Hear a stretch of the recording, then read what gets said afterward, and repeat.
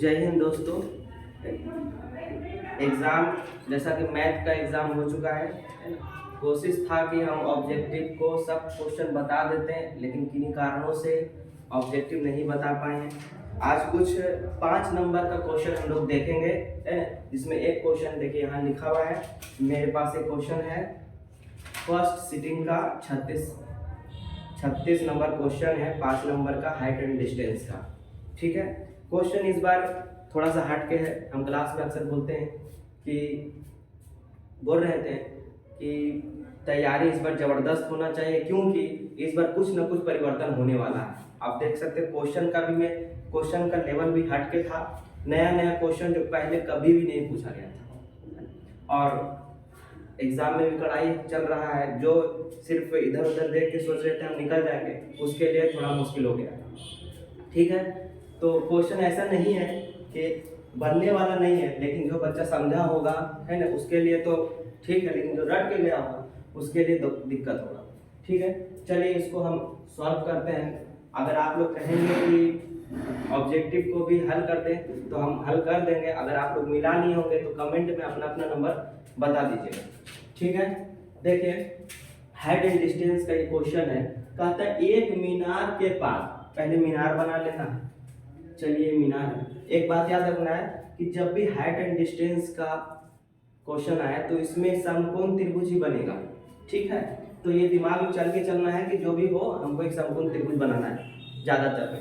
ठीक है, एक मीनार के पाद, मीनार बना दिया देखिए, के पाद से, देखिए पाद नीचे वाले को पाद कहते हैं और ऊपर वाले को शिखर कहते हैं।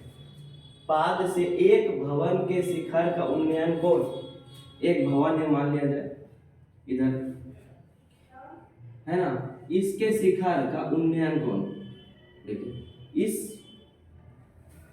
ये जो मीनार है, ठीक है, ये मीनार और ये है भवन, ये है भवन।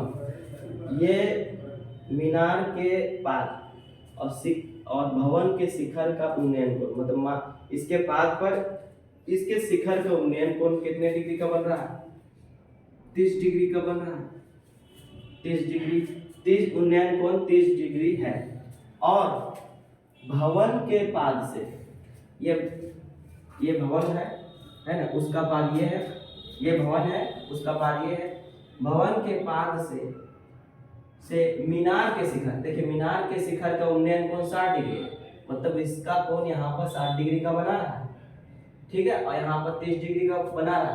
यदि मीनार की ऊंचाई 50 है, मीनार की ऊंचाई ये 50 है, 50 मीटर है, तो भवन की ऊंचाई ज्ञात करें। भवन की ऊंचाई ज्ञात करें।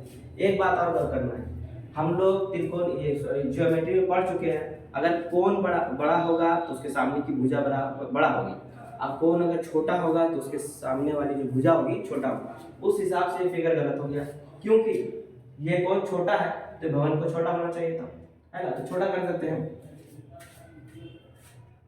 इसको छोटा कर, इसको थोड़ा बड़ा कर देते हैं। इस बात को रफ में पहले हमको बना लेना चाहिए था, है ना, बना लेना चाहिए और फिर उसके बाद में इसको देखिए, यहाँ पर ये छोटा है, ये बड़ा कोण है। ठीक है, तो ये भवन बड़ा होना चाहिए और ये छोटा कोण है, तो ये जो मीनार बड़ा होना चाहिए और भवन क्या होना चाहिए? छोटा होना चाहिए। तो छोटा हो गया। ठीक है, बात समझ में आया? फिगर ही इसका मेन है। एक मीनार है, मीनार की ऊंचाई जो है 50 मीटर है। मीनार की ऊंचाई कितना है? 50 मीटर।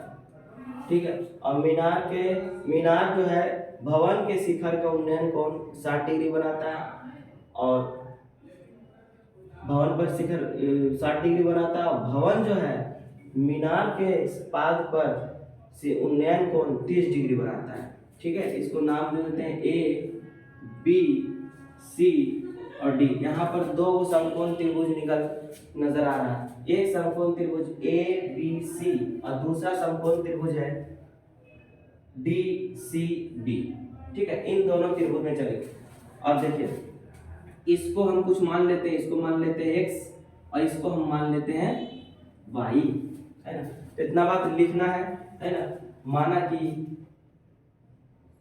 कि ए बी मीनार मीनार है तथा CD भवन है, ठीक है। और BC बराबर x और DC बराबर y, ठीक है। अब दो त्रिभुज में हम चलेंगे, पहले इस त्रिभुज में चलते हैं फिर उस त्रिभुज में चलेंगे, ठीक है। त्रिभुज ABC में, त्रिभुज ABC में देखिए ये मालूम है ये नहीं मालूम है, यानी लंब मालूम है और आधार नहीं मालूम है। तो लंब और आधार का संबंध किस में होता है? लंब और आधार का संबंध tan में होता है। तो tan ले लेंगे, tan C, देखिए यहाँ tan C है, क्या होगा P बटा H, यानी लंब बटा आधार। तो P हो गया AB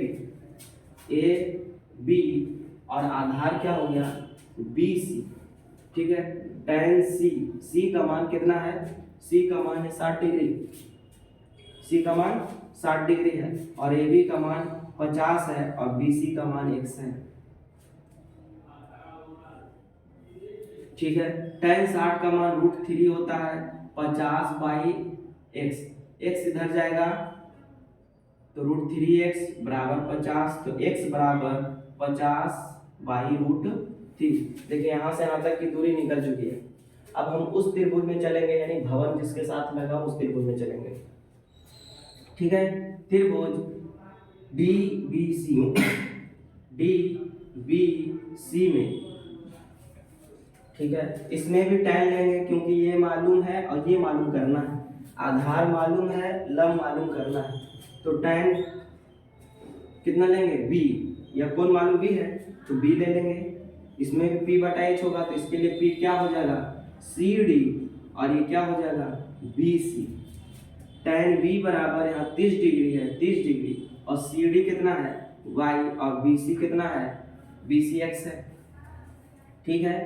इसका मान 1/√3, tan 30 का मान 1/√3 होता है।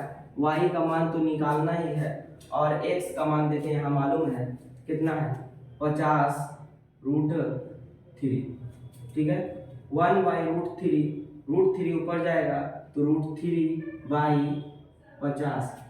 अब क्रॉस मल्टीप्लिकेशन होगा तो 50 गुने 50 और √3 गुने √3, 3y बराबर 50, y बराबर 50 y इधर इधर गुना में है तो इधर जाएगा तो √3। अगर इसको भागा देंगे तो 16.2/3 मीटर, है ना, लिख देंगे। अतः भवन की ऊंचाई 16.2/3 मीटर है।